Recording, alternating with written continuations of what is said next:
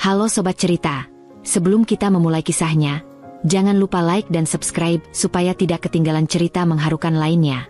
Saya doakan yang sudah like dan subscribe semoga selalu dilancarkan rezeki dan segala urusannya. Amin ya robbal alamin.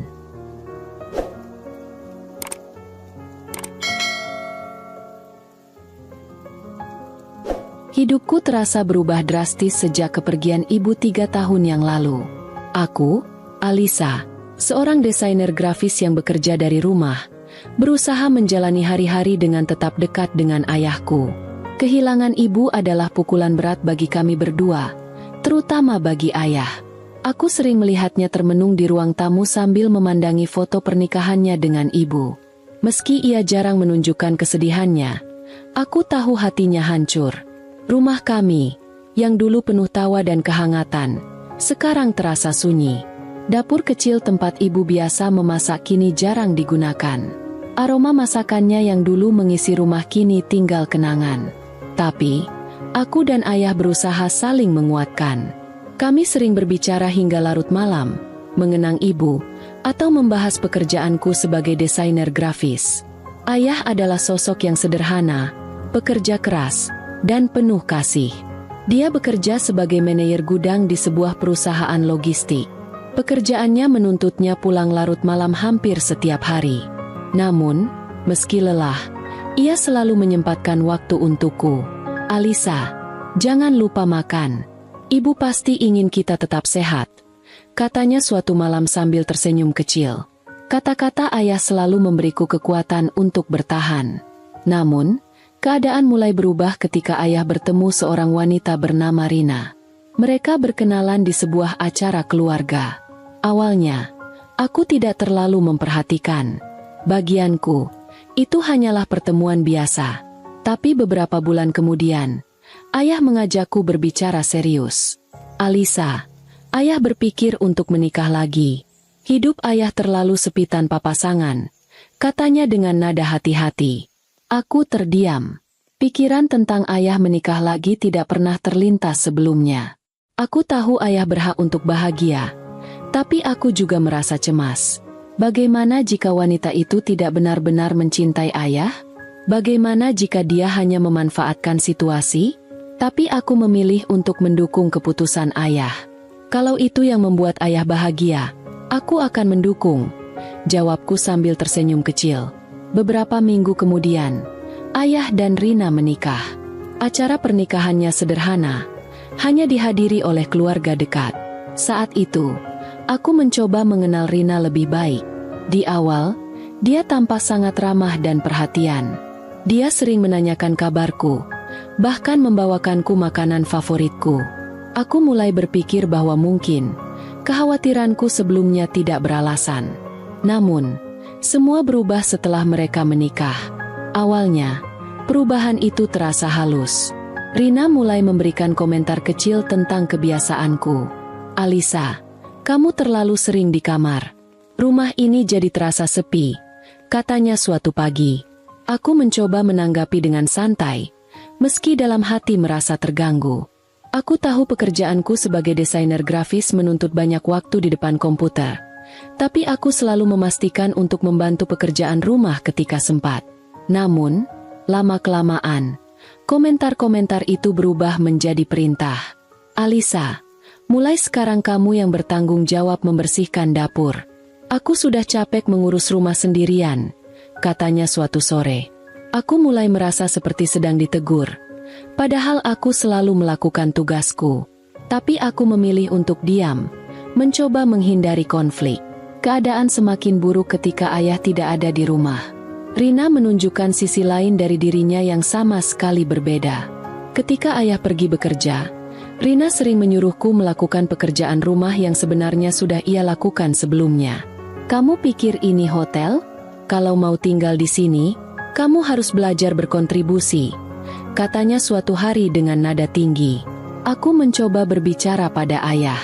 Suatu malam, aku mengutarakan perasaanku. Ayah, aku merasa Ibu Rina tidak benar-benar baik padaku. Dia sering menyuruhku melakukan banyak hal, dan caranya bicara kasar. Kataku hati-hati. Namun, Reaksi ayah membuatku kecewa. Alisa, kamu mungkin salah paham. Rina itu baik. Dia hanya ingin rumah ini berjalan dengan lebih teratur. Cobalah beradaptasi, kata ayah sambil tersenyum.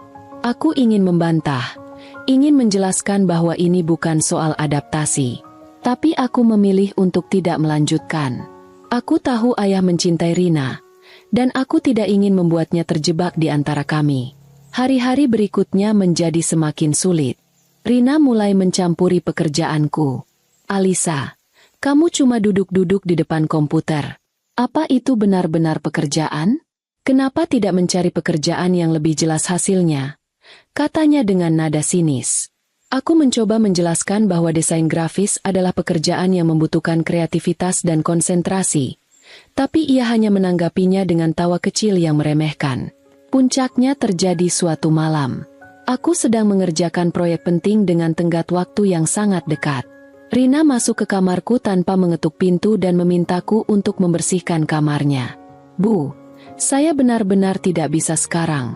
Pekerjaan ini harus selesai malam ini, kataku dengan suara tenang. Namun, Rina tidak terima. Ia berteriak di depanku. Dasar anak tak tahu diri. Tinggal di rumah ini, makan dari hasil kerja ayahmu, tapi tidak tahu balas budi. Kamu pikir kamu siapa? Katanya dengan nada penuh kemarahan. Aku hanya bisa diam, menahan air mata. Aku ingin membela diri, tapi aku tahu itu hanya akan memperburuk keadaan. Setelah kejadian itu, aku merasa semakin terasing di rumahku sendiri. Setiap kali aku mendengar langkah kaki Rina, tubuhku tegang. Aku tidak tahu sampai kapan aku bisa bertahan. Rumah yang dulu menjadi tempat ternyaman bagiku kini berubah menjadi penjara. Namun, aku tetap mencoba bertahan demi ayah. Aku tahu ayah mencintai Rina, dan aku tidak ingin membuatnya kecewa. Tapi di dalam hati, aku mulai bertanya-tanya, apakah pengorbananku ini benar-benar berarti? Hari-hariku di rumah semakin terasa seperti mimpi buruk. Ayah, yang dulu selalu menjadi tempatku bersandar, sekarang seakan terlalu sibuk dengan pekerjaannya dan kehidupan barunya bersama Rina. Sementara itu, aku terus mencoba bertahan, meskipun perlakuan Rina semakin tidak masuk akal. Setiap kali ayah ada di rumah, Rina berperan sebagai istri dan ibu tiri yang sempurna. Ia memasak makanan favorit ayah, bercanda dengannya, bahkan sesekali berbicara dengan nada lembut padaku. Namun, begitu ayah keluar rumah untuk bekerja, topeng itu segera ia tanggalkan. Sikapnya berubah menjadi dingin, kasar, dan penuh tuntutan. Pagi-pagi, Rina sering mengetuk pintu kamarku dengan keras, bahkan sebelum aku sempat bangun sepenuhnya. Alisa, bangun. Kamu tidak bisa terus tidur-tiduran seperti ini. Kamu bukan anak kecil lagi, katanya dengan nada nyaring. Padahal, aku bekerja lembur hingga dini hari untuk menyelesaikan pesanan klien. Aku tidak pernah melawan. Aku tahu, kalau aku berani membantah, Rina pasti akan melaporkanku pada ayah dengan versi cerita yang berlawanan. Dan itu sudah pernah terjadi. Suatu malam, Rina dengan sengaja menjatuhkan piring kaca ke lantai dapur. Ia lalu memanggil ayah yang baru saja pulang kerja, dan dengan penuh drama, ia menuduhku ceroboh hingga memecahkan piring tersebut. Alisa, ayah tidak menyangka kamu bisa seceroboh itu, kata ayah sambil memandangku dengan kecewa. Aku ingin membela diri, ingin mengatakan yang sebenarnya. Tapi aku tahu, percuma saja. Rina selalu tahu cara memutarbalikkan cerita agar terlihat seperti korban. Hari demi hari, perlakuan Rina semakin sulit kuterima. Ia mulai mencampuri keuangan rumah tangga, termasuk uang yang ayah berikan padaku untuk kebutuhan pribadi. Alisa, uang ini terlalu banyak untukmu. Lagi pula, kamu hanya tinggal di rumah dan bekerja di depan komputer. Apa yang kamu butuhkan? Katanya suatu hari sambil menarik sebagian uang yang diberikan ayah. Aku butuh ini untuk pekerjaanku, Bu. Jawabku hati-hati. Tapi Rina hanya menatapku tajam. Jangan membantah. Ingat, kamu tinggal di rumah ini karena ayahmu. Kalau bukan karena dia, kamu tidak punya apa-apa. Kata-kata itu menghujam hatiku. Suatu hari, Aku memberanikan diri untuk berbicara pada ayah. Aku menceritakan bagaimana Rina sering memarahiku tanpa alasan dan membuatku merasa tidak nyaman di rumah sendiri. Tapi ayah hanya tertawa kecil dan menepuk pundakku. "Alisa, kamu mungkin salah paham. Ibu Rina hanya ingin kamu lebih disiplin. Dia itu sebenarnya orang yang baik," katanya dengan nada santai. Aku merasa kecewa, tapi aku tidak ingin membuat ayah khawatir. Aku tahu ia mencintai Rina, dan aku tidak ingin menjadi penyebab keretakan dalam pernikahan mereka. Jadi, aku memilih untuk diam dan bertahan. Namun, perlakuan Rina semakin menjadi-jadi. Ia mulai mencuri-curi kesempatan untuk menghinaku, terutama tentang pekerjaanku. "Alisa, kamu cuma duduk di depan komputer. Itu pekerjaan atau cuma main-main? Kamu tidak malu melihat ayahmu bekerja keras setiap hari?" katanya sambil tertawa sinis. Aku mencoba bersabar, meskipun hatiku terasa sakit. Aku tahu pekerjaanku penting, dan aku bangga dengan apa yang kulakukan. Tapi ketika Rina terus-menerus meremehkan usahaku, aku mulai meragukan diriku sendiri. Puncak dari semua ini terjadi suatu malam. Aku sedang sibuk menyelesaikan proyek desain untuk klien besar ketika Rina tiba-tiba masuk ke kamarku tanpa mengetuk pintu. "Alisa, kamar saya berantakan. Kamu harus membersihkannya sekarang juga," katanya dengan nada perintah. "Bu, saya benar-benar tidak bisa sekarang. Pekerjaan ini harus selesai malam ini," jawabku sambil menatap layar laptop. Tapi Rina tidak peduli. Ia mendekat dan mematikan laptopku. "Dengar ya, di rumah ini saya yang berkuasa. Kalau saya bilang kamu harus membersihkan kamar saya, itu berarti kamu harus melakukannya sekarang juga," katanya dengan nada tinggi. Aku terdiam, mencoba menahan emosi. "Bu, saya tidak bisa membiarkan klien menunggu. Ini tanggung jawab saya," kataku pelan. Tapi Rina justru tertawa sinis. "Tanggung jawab? Kamu bahkan tidak tahu artinya tanggung jawab. Tinggal di rumah ini saja kamu sudah jadi beban," katanya sambil melangkah keluar dengan ekspresi puas. Keesokan harinya, keadaan menjadi semakin buruk. Rina menuduhku mencuri perhiasannya. Ia berteriak-teriak di ruang tamu, menuduhku mengambil kalung emas yang katanya hilang dari lemari kamarnya. Aku kaget sekaligus marah. Aku tidak pernah menyentuh barang-barangnya, apalagi mencuri. "Bu, saya tidak pernah mengambil perhiasan ibu," kataku tegas. Tapi Rina tidak percaya. Ia bahkan memaksa untuk menggeledah kamarku. Ketika ayah pulang dari kerja, ia mendapati kami sedang berdebat di ruang tamu. Rina dengan cepat memanfaatkan situasi untuk memainkan perannya. "Mas, lihat ini. Alisa menyembunyikan kalung saya di kamarnya. Saya tahu dia yang mencurinya," katanya sambil menunjuk sebuah kalung yang entah dari mana asalnya. Aku yakin itu adalah jebakan yang ia buat sendiri. Tapi ayah justru memandangku dengan ekspresi kecewa. "Alisa, kenapa kamu melakukan ini? Ibu Rina sudah berusaha baik padamu, tapi kamu malah seperti ini," katanya dengan nada lelah. Aku tidak bisa menahan air mata. Rasanya seperti ditikam dari belakang oleh orang yang seharusnya membelaku. "Ayah, aku tidak mencurinya. Aku bahkan tidak tahu kalung itu ada di kamarku," seruku. Tapi ayah tetap tidak percaya. Malam itu, aku membuat keputusan besar. Aku tidak bisa lagi tinggal di rumah ini. Aku merasa seperti orang asing di rumahku sendiri. Dengan hati yang hancur, aku mengemas barang-barangku dan meninggalkan rumah tanpa berpamitan pada Rina. Aku menyewa sebuah apartemen kecil di pinggiran kota.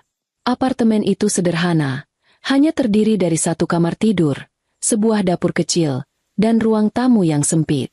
Tapi aku merasa lega. Untuk pertama kalinya dalam beberapa bulan, aku bisa bernapas tanpa merasa diawasi. Di apartemen itu, aku mulai membangun hidup baru. Aku fokus pada pekerjaanku, mengambil lebih banyak proyek, dan mulai menabung. Aku juga memperbaiki kondisi apartemenku, menggantikan furnitur lama dengan yang lebih nyaman. Namun, kebahagiaanku tidak bertahan lama. Beberapa bulan kemudian, aku menerima telepon dari Rina. Ia memberitahuku bahwa ayah mengalami kecelakaan. Aku langsung menuju rumah sakit dengan hati yang dipenuhi rasa takut. Sesampainya di sana, dokter memberitahuku bahwa ayah tidak bisa diselamatkan. Aku merasa dunia runtuh di sekitarku. Ayah, satu-satunya keluarga yang kumiliki, kini telah pergi. Setelah pemakaman, aku kembali ke apartemenku dengan perasaan hampa. Kehilangan ayah adalah pukulan terbesar dalam hidupku. Dan aku tidak tahu bagaimana melanjutkan hidup tanpanya. Setelah kehilangan ayah, hari-hariku terasa kosong. Aku masih belum percaya bahwa sosok yang selama ini menjadi tempatku bergantung kini telah pergi untuk selamanya. Namun, aku tahu hidup harus terus berjalan, meski tanpa kehadirannya. Di apartemen kecilku, aku mencoba mengalihkan kesedihan dengan tenggelam dalam pekerjaan.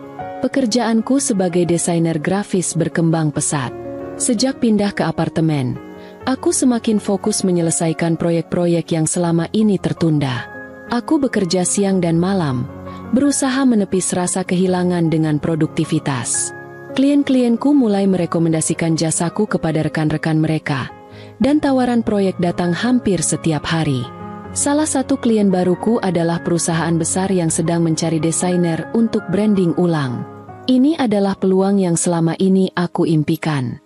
Setelah melalui serangkaian pertemuan dan presentasi, aku berhasil mendapatkan kepercayaan mereka untuk menangani proyek tersebut. Selama berminggu-minggu, aku bekerja keras untuk menyelesaikan proyek ini. Aku belajar banyak hal baru, mencoba keluar dari zona nyaman, dan menantang diriku untuk menghasilkan karya terbaik. Ketika proyek itu selesai, respon yang kudapatkan luar biasa. Perusahaan tersebut sangat puas dengan hasil kerjaku dan bahkan memintaku untuk bergabung sebagai desainer tetap di kantor mereka. Awalnya, aku ragu menerima tawaran itu. Selama bertahun-tahun, aku terbiasa bekerja dari rumah dan menikmati fleksibilitasnya. Namun, aku merasa ini adalah kesempatan yang terlalu berharga untuk dilewatkan. Setelah mempertimbangkan masak-masak, aku akhirnya menerima tawaran tersebut. Pekerjaan baru ini membawaku ke dunia yang berbeda. Aku harus belajar menyesuaikan diri dengan ritme kerja kantor, berinteraksi dengan kolega, dan menghadapi tantangan baru setiap hari. Namun, aku menikmati setiap momennya. Aku merasa tumbuh sebagai seorang profesional dan sebagai individu. Beberapa bulan setelah aku mulai bekerja di kantor, aku mendapat kabar yang mengejutkan. Rina muncul kembali dalam hidupku. Ia datang ke kantorku tanpa pemberitahuan sebelumnya. Saat itu, aku sedang sibuk menyelesaikan desain untuk presentasi klien, dan salah satu resepsionis memberitahuku bahwa ada seorang wanita yang ingin bertemu denganku. Aku tidak percaya ketika melihat siapa yang menungguku di lobi. Rina berdiri di sana dengan wajah yang tampak lelah dan sedikit memelas. Aku mencoba menenangkan diriku sebelum mendekatinya. "Ada apa ibu datang ke sini?" tanyaku dingin, tanpa berusaha menyembunyikan kebencian di suaraku. Rina tampak terkejut mendengar nada bicaraku, tapi ia tetap berusaha tersenyum. "Alisa, aku butuh bicara denganmu. Ini penting." Aku mendesah keras, menatapnya dengan ekspresi datar. "Kalau ini penting, kenapa tidak bilang sebelumnya? Kenapa datang tanpa pemberitahuan ke tempat kerja?" Aku sengaja mengeraskan suaraku, memastikan beberapa rekan kerjaku yang lewat mendengar nada frustrasi yang kupancarkan. "Aku tidak tahu harus menghubungimu bagaimana," jawabnya pelan. "Kamu tidak pernah membalas pesan-pesanku. Dan menurut ibu, itu berarti ibu bisa muncul begitu saja ke kantor dan mengganggu pekerjaanku." Aku tertawa kecil, penuh sarkasme. Ibu benar-benar tidak tahu malu. Ekspresi Rina berubah canggung. Ia tampak ingin membalas, tapi menahan diri. "Aku tahu aku salah, Alisa, tapi aku benar-benar butuh bantuanmu. Aku tidak punya siapa-siapa lagi selain kamu." Kata-katanya membuatku mendidih. Aku menatapnya tajam, mencoba menahan emosi yang mulai membara di dadaku. "Ibu serius? Sekarang ibu bilang tidak punya siapa-siapa? Ayah sudah meninggal. Dan tiba-tiba aku menjadi tanggung jawab ibu? Bukankah selama ini aku cuma sampah di mata ibu?" Rina membuka mulutnya, mencoba menjawab, tapi aku tidak memberinya kesempatan. "Dengar, Bu, Saya ingat betul bagaimana ibu memperlakukan saya selama bertahun-tahun. Bagaimana ibu mempermalukan saya, menganiaya saya, bahkan menuduh saya mencuri. Jadi jangan harap saya akan melupakan semua itu hanya karena ibu sekarang sedang susah. Air mata mulai menggenang di mata Rina. Aku tahu aku salah, Alisa. Aku tahu aku banyak berbuat buruk padamu. Tapi aku benar-benar menyesal. Ayahmu sudah tidak ada, dan aku benar-benar tidak tahu harus kemana lagi. Aku tertawa sinis, penuh rasa puas melihatnya terpojok. Menyesal? Ibu baru merasa menyesal setelah tidak ada lagi yang bisa dimanfaatkan? Ayah sudah tiada, dan sekarang ibu mengincar aku? Saya tidak bodoh, Bu.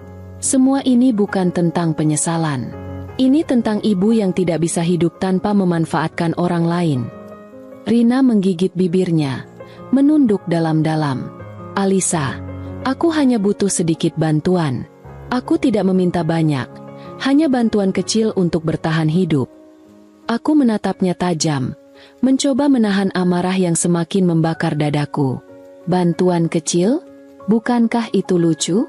Ketika saya tinggal di rumah itu, saya diperlakukan seperti budak. Ketika saya mencoba bicara ke ayah, ibu selalu memutarbalikkan fakta dan membuat saya terlihat seperti penjahat. Dan sekarang, ibu meminta saya membantu? Apa yang membuat ibu berpikir saya akan melakukan itu? Rina tampak terdiam. Wajahnya penuh rasa malu dan kekalahan. Tapi aku tidak peduli. Amarahku sudah memuncak. Saya sudah cukup menderita karena ibu, lanjutku dengan nada dingin. Dan sekarang, saya bahagia. Hidup saya akhirnya bebas dari drama ibu. Jadi, tolong, jangan datang lagi. Jangan ganggu hidup saya. Rina tampak seperti ingin mengatakan sesuatu, tapi ia memilih untuk berdiri dan pergi tanpa berkata apa-apa lagi. Aku memandangi punggungnya yang menjauh, merasa lega sekaligus kesal. Sepanjang hari itu, pikiranku tetap terisi oleh pertemuan dengan Rina. Aku tahu aku tidak akan pernah bisa memaafkannya. Tapi aku juga tahu perasaan benci ini tidak akan hilang begitu saja. Yang jelas, satu hal yang pasti, aku tidak akan membiarkannya kembali merusak hidupku. Setelah pertemuanku dengan Rina di kantor, aku merasa seperti baru saja melepaskan beban berat yang sudah menempel bertahun-tahun. Aku sudah menyampaikan semua yang ingin aku katakan, bahkan kata-kata yang selama ini hanya tersimpan dalam pikiranku. Namun, meski aku merasa lega, perasaan marah dan frustrasi itu tetap meninggalkan jejak. Hari-hari berikutnya, aku mencoba kembali fokus pada pekerjaan. Proyek besar yang sedang kutangani bersama timku menjadi pelarian yang sempurna. Aku berusaha sekeras mungkin untuk menyingkirkan pikiran tentang Rina. Namun, seperti luka yang belum sepenuhnya sembuh, rasa tidak tenang itu sesekali muncul, terutama saat malam tiba dan apartemenku terasa terlalu sunyi. Di sela-sela kesibukanku, sahabatku Dita kembali mengajakku bertemu. Kami memutuskan makan malam bersama di sebuah restoran kecil favorit kami. Jadi, gimana setelah ketemu dia? Tanya Dita sambil memotong steaknya. Aku menghela napas panjang sebelum menjawab. Aku memakinya habis-habisan. Aku bilang aku nggak akan membantu dia sama sekali. Aku nggak punya kewajiban buat ngurusin dia. Dita mengangguk pelan, tapi ekspresinya tampak sedikit ragu. Dan kamu merasa lega? Tanyanya dengan hati-hati. Jujur, aku merasa lega. Aku udah lama pengen ngomong seperti itu. Dia udah terlalu banyak nyakitin aku. Dit, aku nggak bisa pura-pura lupa begitu saja. Dita mengangguk lagi. Kali ini lebih mantap. Kamu berhak merasa seperti itu. Liz, dia memang sudah kelewatan selama ini. Tapi, kalau aku boleh jujur, aku cuma khawatir dia nggak akan berhenti begitu saja. Kamu tahu kan, orang seperti dia biasanya nggak akan menyerah semudah itu. Aku terdiam sejenak, memikirkan kata-kata Dita. Aku tahu ia mungkin benar. Rina adalah tipe orang yang selalu mencari cara untuk mendapatkan apa yang diinginkannya. Tapi aku berharap setelah pertemuan itu, dia akhirnya mengerti bahwa aku bukan lagi gadis muda yang bisa ia manipulasi. Beberapa minggu berlalu, dan hidupku mulai terasa lebih stabil. Aku semakin sibuk dengan pekerjaanku, terutama sejak proyek besar itu mulai masuk ke tahap akhir. Namun, di tengah semua kesibukan itu, aku menerima sebuah pesan dari nomor yang tidak dikenal. Aku tahu kamu marah padaku, tapi aku benar-benar tidak punya tempat lain untuk pergi. Kumohon, Alisa, beri aku kesempatan untuk memperbaiki semuanya. Aku tahu siapa pengirim pesan itu tanpa harus memeriksanya lebih lanjut. Rina. Membaca pesannya membuat emosiku kembali memuncak. Aku mengabaikan pesan itu, tapi beberapa hari kemudian, pesan serupa datang lagi. Aku minta maaf atas semua yang sudah kulakukan padamu. Aku tidak punya maksud buruk. Aku hanya butuh sedikit bantuanmu. Aku kembali mengabaikannya. Tapi kali ini, ada sesuatu yang mengusik pikiranku. Aku tahu Rina bukan tipe orang yang mudah menyerah. Kalau dia terus mengirim pesan, apa artinya dia benar-benar putus asa?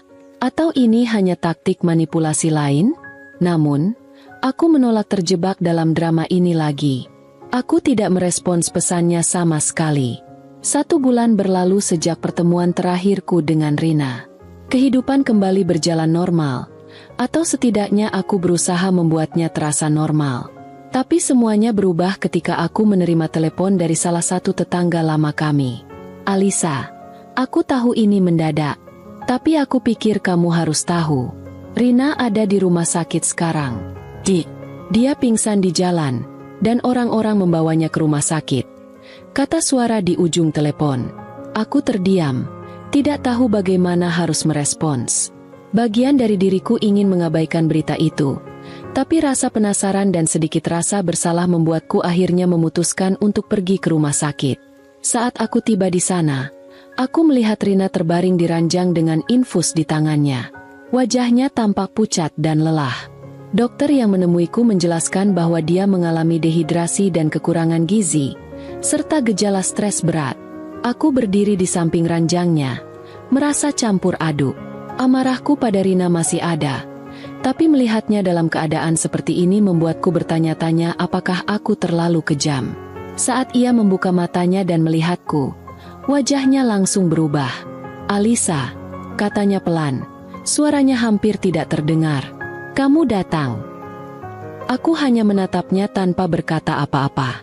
Perasaan yang bercampur antara simpati dan kebencian membuatku sulit untuk merespons. Aku tidak tahu harus kemana lagi. Aku benar-benar tidak punya siapa-siapa. Lanjutnya, dengan mata berkaca-kaca, aku menghela napas panjang, mencoba menahan amarah yang kembali membara. Dan menurut ibu, ini salahku? Menurut ibu, setelah semua yang ibu lakukan, aku yang harus bertanggung jawab?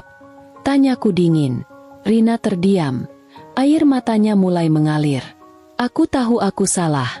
Alisa, aku tahu aku sudah menyakiti kamu. Tapi aku benar-benar tidak punya pilihan lain. Aku sudah mencoba segalanya. Aku menggertakkan gigi, menatapnya dengan tajam. Terserah apa yang ibu katakan. Saya cuma datang untuk memastikan ibu tidak mati di jalanan. Jangan berharap lebih dari saya, kataku akhirnya, sebelum berbalik meninggalkannya tanpa menunggu jawaban. Hari berikutnya, setelah pertemuanku yang emosional dengan Rina di rumah sakit, aku memutuskan bahwa ini sudah cukup. Aku lelah dengan semua drama dan rasa bersalah yang terus-menerus menggerogoti pikiranku. Aku sudah berusaha sekuat tenaga untuk melupakan masa lalu, tetapi kenyataan yang terus muncul di hadapanku membuatnya semakin sulit. Jadi, aku membuat keputusan besar. Aku harus pindah dari apartemen ini. Tempat ini, yang dulu terasa nyaman, kini hanya mengingatkanku pada segala kenangan pahit yang berkaitan dengan ibu tiriku. Pagi itu, aku mulai mengemas barang-barangku dengan penuh kesadaran. Setiap benda yang kuambil, entah itu buku-buku lama, foto-foto, atau pakaian, terasa seperti simbol dari kehidupanku yang lama. Aku membiarkan diriku meresapi perasaan yang datang, meskipun hati ini seakan berontak. Tidak mudah untuk melepaskan tempat yang sudah menjadi bagian dari hidupku selama bertahun-tahun. Tetapi aku tahu ini adalah langkah yang benar. Aku mencari jasa pindahan dan menghubungi mereka. Mereka menyarankan agar aku menyiapkan barang-barang lebih dulu, dan mereka akan datang untuk membantu proses pemindahan. Aku mengangguk, tetapi di dalam hati aku tahu ini bukan sekadar soal barang-barang yang harus dipindahkan. Ini lebih tentang melepaskan sesuatu yang jauh lebih berat, melepaskan ketakutan, penderitaan, dan ketidakpastian yang selama ini mengendap dalam diriku. Sambil mengemas, aku terus berpikir, apakah ini keputusan yang benar? Apakah dengan pindah, aku benar-benar bisa melupakan semuanya? Aku merasa seperti orang yang melarikan diri, namun sekaligus ada perasaan lega. Mungkin inilah yang aku butuhkan, jarak fisik dan mental dari masa lalu yang terus menghantui. Ketika hari pindahan tiba, aku bangun pagi-pagi sekali. Pindahan ini bukan hanya sekadar proses fisik, tetapi juga emosional. Aku merasa seolah-olah seluruh hidupku digali dan dipindahkan, satu persatu, ke tempat yang tidak ada hubungannya dengan apapun yang pernah aku alami. Semua perabotan yang tersusun rapi, yang dulu mungkin mengingatkan pada kebersamaan keluargaku, kini terasa seperti barang asing yang harus aku tinggalkan. Aku berpikir, mungkin setelah ini aku bisa merasa bebas, bisa melangkah ke depan tanpa terbebani oleh masa lalu yang gelap. Saat truk pindahan datang, aku merasa hati ini sedikit lebih ringan. Namun, ada juga rasa cemas yang menggelayuti, seolah ada bagian dari diriku yang tak siap melepaskan semuanya. Aku mengawasi mereka mengemas barang-barang dengan hati yang berat. Waktu berjalan begitu cepat, dan dalam sekejap apartemen ini mulai kosong, hanya menyisakan kenangan yang semakin samar. Ketika akhirnya semua barang telah dipindahkan, aku berdiri di tengah ruang tamu yang kosong. Hanya ada aku dan keheningan yang menyelimuti. Apartemen ini yang dulu terasa begitu ramai dan penuh dengan hidup, kini terasa seperti ruang yang mati. Aku menatap sekitar, dan tanpa sadar air mata menetes. Tapi bukan karena kesedihan. Ini adalah air mata penutupan. Air mata dari sebuah babak yang harus selesai. Aku menatap pintu depan untuk terakhir kalinya, menghela napas panjang, dan akhirnya melangkah keluar. Aku menuju ke tempat tinggal baruku, sebuah apartemen kecil yang terletak di kawasan yang lebih tenang, jauh dari segala hiruk-pikuk yang ada di kota. Setiap langkah yang aku ambil terasa lebih ringan, lebih bebas. Tidak ada lagi rasa cemas atau takut yang menyelimuti diriku. Di tempat baru ini, aku bisa bernafas dengan lega, tanpa rasa takut akan gangguan, tanpa harus selalu waspada terhadap munculnya Rina di hadapanku. Saat aku tiba di apartemen baru, aku merasa lega. Ini adalah tempat yang lebih nyaman, lebih pribadi, dan lebih jauh dari kenangan-kenangan lama. Aku mengatur barang-barangku dengan hati-hati, menata ulang hidupku, mencari cara untuk membuat tempat ini menjadi rumah yang sebenarnya, tempat yang tidak terkait dengan masa lalu yang suram. Salah satu langkah pertama yang aku ambil adalah memblokir nomor Rina di ponselku. Aku merasa ini adalah keputusan yang tepat, meskipun aku tahu itu bukan keputusan yang mudah. Aku tidak ingin lagi mendengar permintaan maaf atau mendengarkan drama yang seharusnya tidak perlu ada dalam hidupku. Aku butuh kedamaian. Aku butuh hidup dengan damai tanpa harus diganggu oleh seseorang yang pernah membuat hidupku hancur. Setelah memblokir nomor itu, aku merasa seakan-akan sebuah beban besar terangkat dari pundakku. Aku bisa bernapas lebih lega. Aku tahu bahwa ini bukan akhir dari segalanya, dan mungkin ada lebih banyak tantangan di depan, tetapi setidaknya aku bisa mulai melangkah ke arah yang lebih baik. Aku mulai membuka lembaran baru, mencoba menikmati kehidupan yang lebih bebas, tanpa harus terus dihantui oleh masa lalu. Setelah memblokir nomor Rina dan pindah apartemen, aku merasa hidupku mulai lebih tenang. Aku bisa berfokus pada pekerjaan tanpa terus-menerus dihantui oleh kehadirannya.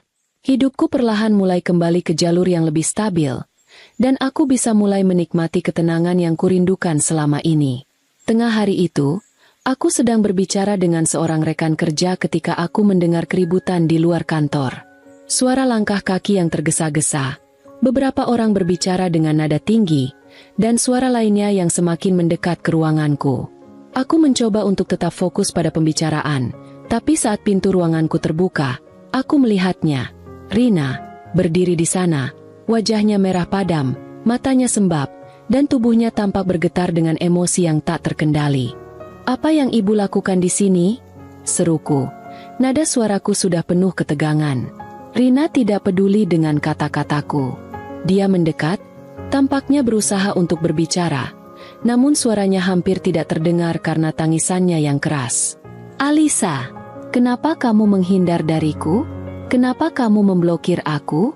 Kenapa kamu tidak memberi aku kesempatan lagi?" teriaknya. Suaranya penuh dengan keputusasaan.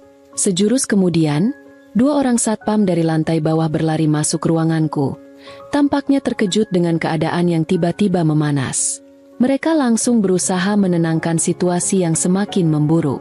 Aku merasa sangat terganggu, bahkan malu, karena Rina menciptakan kekacauan di tempat yang seharusnya menjadi ruang aman dan profesional bagi aku. Aku berdiri, menatapnya dengan dingin, merasa setiap detik semakin memuakan. Ibu tidak bisa datang ke sini sesuka hati. Ini kantor, bukan tempat untuk drama pribadi. Apa ibu pikir dengan berteriak seperti ini, saya akan merasa kasihan? Tanyaku dengan suara yang terkontrol, meski dalam hatiku rasa kesal tak bisa lagi dibendung. Rina terus mencoba mendekat. Bahkan satpam yang mencoba menghalangi sudah tidak berdaya menghadapi wanita itu. Aku tahu aku harus mengambil tindakan yang lebih tegas. "Dengar, Bu." Aku mulai berbicara dengan nada yang semakin dingin dan tegas. "Saya sudah cukup menderita karena ibu. Cukup sudah. Jangan datang lagi ke sini. Saya sudah berusaha menghindar, tapi ibu tidak pernah mengerti. Sekarang saya sudah meminta satpam untuk mengusir ibu dari sini. Jadi, tolong pergi sebelum saya benar-benar membuat masalah lebih besar." Aku melihat wajah Rina berubah, seolah terkejut dan terluka. Tapi aku tidak peduli. Aku tahu aku harus menjaga jarak, dan tidak ada lagi ruang bagi dia dalam hidupku. Tanpa menunggu tanggapan lebih lanjut, aku menoleh ke satpam yang sudah siap bertindak. "Tolong, usir dia dari sini," kataku tegas, mengangkat dagu dengan rasa pasti. Satpam yang sudah cukup lama mengenaliku langsung mengangguk dan mendekati Rina.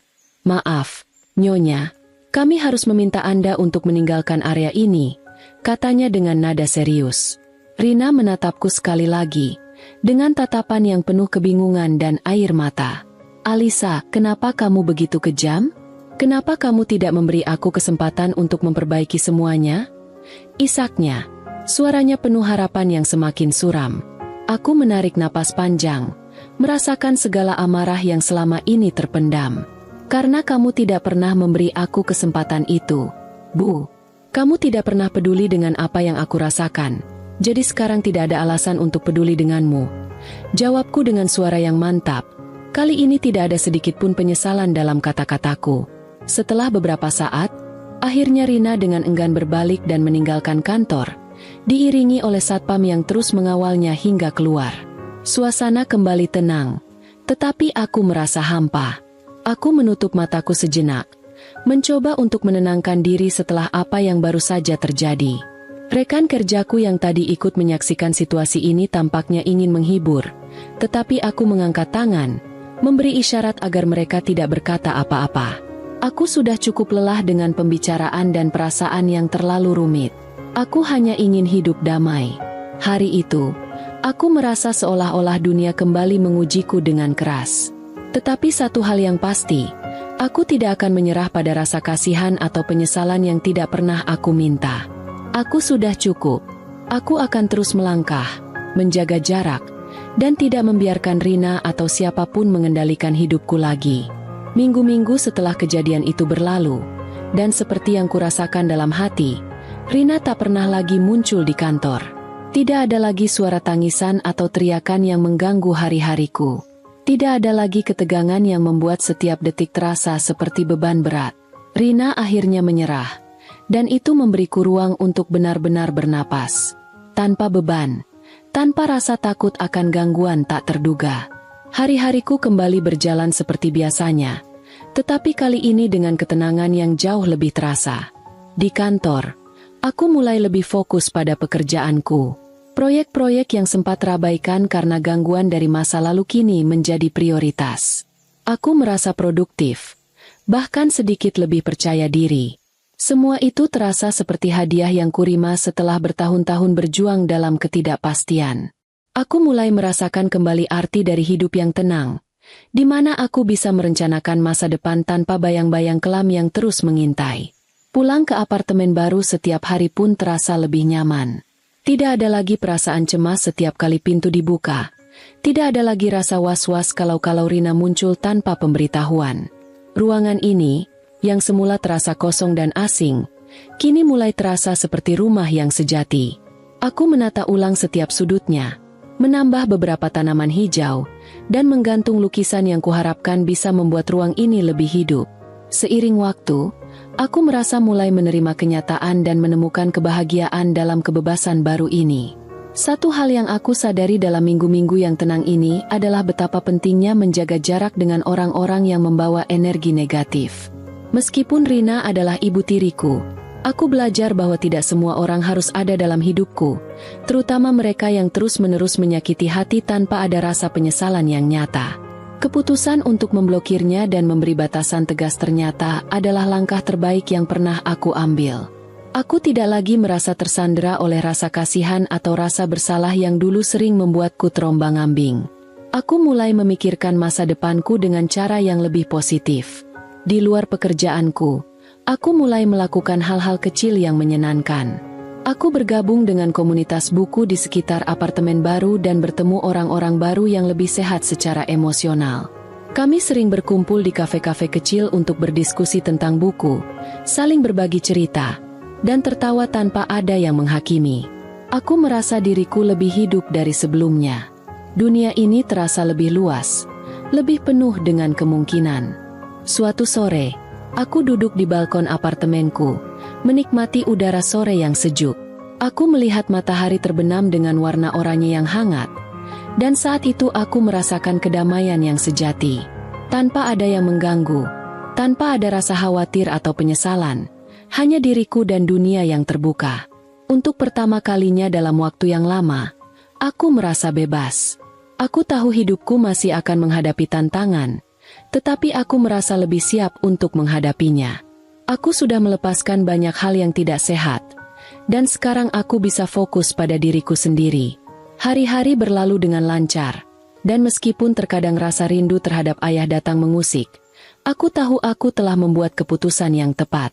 Aku sudah cukup menghadapi kekacauan yang diciptakan oleh Rina, dan aku sudah membangun dunia baruku yang penuh ketenangan dan harapan. Kini, aku siap untuk melangkah lebih jauh, dengan keyakinan bahwa hidup ini adalah tentang bagaimana kita memilih untuk menjalani hari-hari kita. Dengan Rina yang sudah tak lagi mengganggu, aku merasa hidupku kembali berada di jalur yang benar. Tidak ada lagi suara yang memanggil-manggil, tidak ada lagi ketakutan yang menghantui. Aku bisa menjalani hidupku dengan damai, dan itu adalah kebahagiaan yang kuinginkan.